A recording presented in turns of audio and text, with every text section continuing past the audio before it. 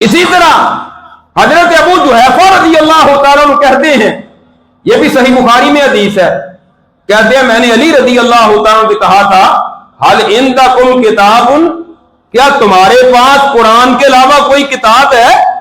آج بھی لوگ کہتے ہیں حضرت علی کے پاس کچھ الگ سے کتاب تھی، حدیثیں تھی، وہ ہمارے پاس نہیں پہنچی۔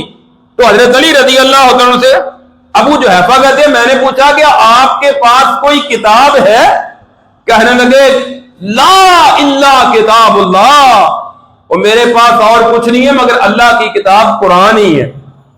اور اس کے ساتھ او فہم اوتی رجل مسلم، یا وہ فہم جو ایک مسلمان بندے کو عطا کیا گیا قرآن کی سمجھ بوجھ فقاہت، او ما فی ہذہ الصحیفہ، یا ایک میرے پاس یہ صحیفہ ہے کہ جس میں اللہ کے رسول کی کچھ حدیث لکھی ہوئی ہیں۔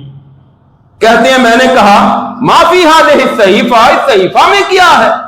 کہنے لگے العدل وفقاء الاسیر ولا یقتل مسلم بکافر، اس میں دیت کے احکام ہیں، قیدیوں کو آزاد کرنے چھڑانے کے احکامات لکھے ہوئے ہیں، اور اس میں اللہ کے رسول کا یہ فرمان لکھا ہوا ہے کہ اگر کوئی مسلمان کسی کافر کو قتل کر دے تو اس کافر کے بدلے مسلمان کو قتل نہیں کیا جائے گا۔ یہ ہے میرے پاس، اس کے علاوہ میرے پاس کچھ نہیں۔ تو حضرت علی رضی اللہ عنہ کے پاس کو صحیفے میں لکھا ہوا تھا، اور یہ رسول اللہ کے دور کی بات ہے، اور پھر یہ اپنے پاس رکھتے تھے۔ ان کی وفات کے بعد ان کے بیٹے محمد بن علی، جن کو محمد بن حنفیہ کہا جاتا ہے، ان کے پاس آ گیا، اور اس کے بعد امام احمد بن حنبل رحمہ اللہ نے اپنی مسند میں بھی اس کو ذکر کیا ہے۔